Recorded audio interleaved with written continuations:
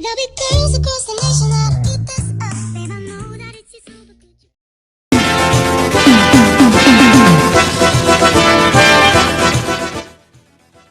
Hola, ¿qué tal? ¿Cómo están? Bienvenidos a este canal de YouTube. ¿Cómo están? Espero que estén bien. Bastante bien. Yo soy Cipriano Rudy y hoy día les traigo para ustedes un video de curso virtual online de quechua runasime. Bueno, y creado por mediante WhatsApp, clase virtual de quechua en WhatsApp.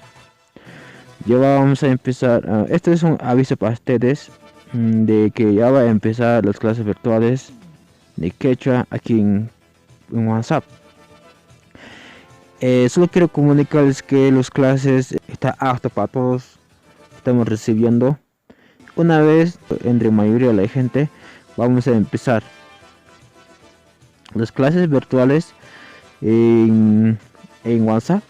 Se va a realizarse los 3 veces a la semana. ¿Qué días? Los jueves, sábados y lunes. Esos 3 días se va a realizarse a la semana. Ojo, a la semana se va a realizar esos días. ¿De qué hora? 8:40 de la noche hasta... Yo digo que no va a demorar, no pasa las 2 horas. Y no estaremos, bueno, depende de que haya, ¿no? Puede que sea, a veces en cuando el curso es un poco, se va a ampliar, a veces en cuando va a ser corto, a veces en cuando va a ser un poco amplio. Entonces, aún, bueno, en este caso les digo el link para que entren a WhatsApp. Nos hemos creado un grupo, así es, curso virtual de quechua, como dice aquí abajo. Bueno, las reglas son las siguientes. Las reglas tienen que hacer primeramente una vez cuando vamos a hacer clase virtual. Después de eso, todos tienen que participar, sus preguntas, sus dudas.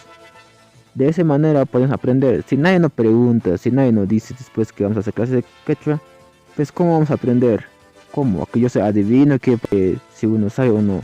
Bueno, eso quiero avisarlo porque clases virtuales mediante WhatsApp hemos creado solo ahora nomás, porque me estaban diciendo que iba a hacer por otros medios y bueno, teníamos algunos problemitas y no podíamos hacer por Zoom. Otros nos ayuda una web, creo que está en proceso.